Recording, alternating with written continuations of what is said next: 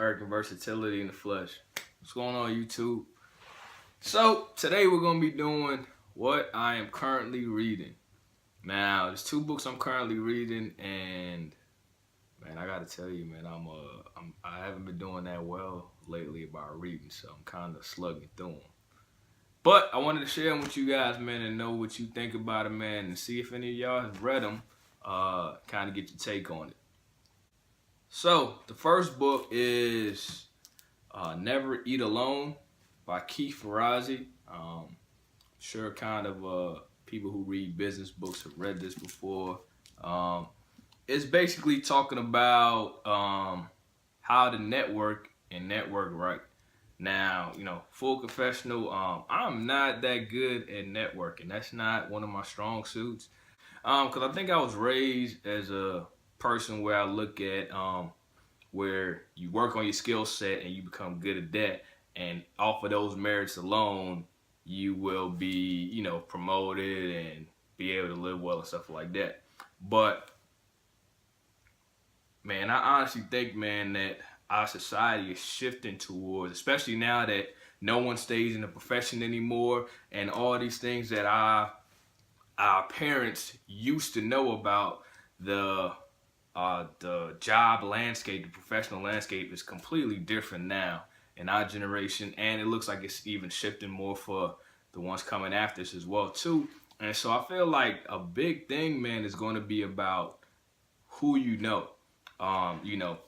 Now that job applications are not even physical anymore, it's literally through a computer, so you don't even have any time to sell yourself in the face-to-face. So it's really about who you know, who may be able to pick out your digital job application and say, hey, I got a friend so-and-so, make sure that they make it into the pool, they get interviewed and things of that nature. So I really think networking, man, and learning the art of networking, because I believe it is an art, and it doesn't come just naturally to people, that it could really help out. So I'm digging in this book, man. I'm about halfway through. So far, so good. It's just, it's an informative read. So I've been taking like a lot of notes and stuff like that. So it's taking me a little longer than usual. But anybody that's read it, man, let me know what you thought about it. Let me know about some of the methods or strategies that Ferrazzzi mentions that you enjoyed, and let me know how it's been going with you. Now, the second book is, man, after the Charlottesville thing, I think it's kind of timely that I introduce this book. So the second book is called Quitting America. Now, this book is about a guy, Mr. Randall Robinson, the author, Randall Robinson. First of all, and notice not me on the cover. I know I had to do a second take, man. I've been shaving my head bald lately, and I'm like, yo, is it the back of my head? But nah, it ain't. I don't know. It might be him, but I don't think it's him either. But anyway, so this guy, he actually is African American, so he was born in the United States of America, but his wife is Caribbean. She is actually from St. Kitts, which is a small island in the Caribbean. And he actually, now they're older, right? Maybe like in their 40s, 50s or so. But he actually has opted to leave the United States and move to the island of St. Kitts, the small island in the Caribbean.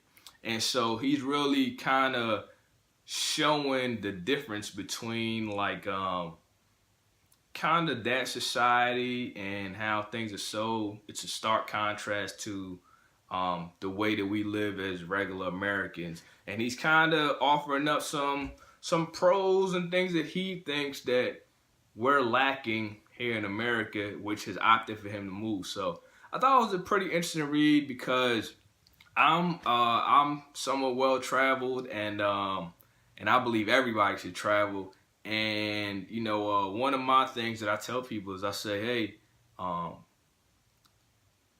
it may be a society out there that may be better suited for you individually if you find things so frustrating in America.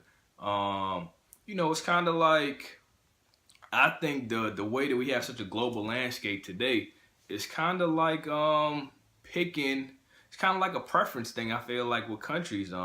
a lot of countries accept immigrants and things of that nature. So I kind of feel like people can leave if they want to, if they so choose to. Of course, you got to do your research, and it's pros and cons everywhere, straight up. And it's gonna be it's racism everywhere. If you're black, if you're one of my black viewers, you ain't escaping it. It's racism everywhere, even in black countries. So really, it's about what are kind of the main points that are the big cons in that country and the pros, and if those are more suited or those are more tailor-made things that you can live with.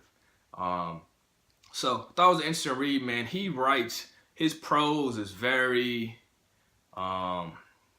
it's high level, so it's definitely taking me a while to get through it. I can only read like a chapter at a time. Like this is not a read that I can just sit down and just run through. So, but anybody's ready, man, anybody's curious about it, man, holler at me down in the comments below. All right, so that's what I'm currently reading, man. Like I said, anybody's read any of these books or have any thoughts on it, man, leave it down below, and let me know what you think. I should be finished with these books, and I'm hoping another week or two. So we'll see. If you're interested in the book recommendation, me going a little further in depth in these books, let me know down below. All right? From Zone 1 to Zone 6, and all my partners in the sticks, man, y'all be cool out there. And remember, we out here building, not destroying. Take care.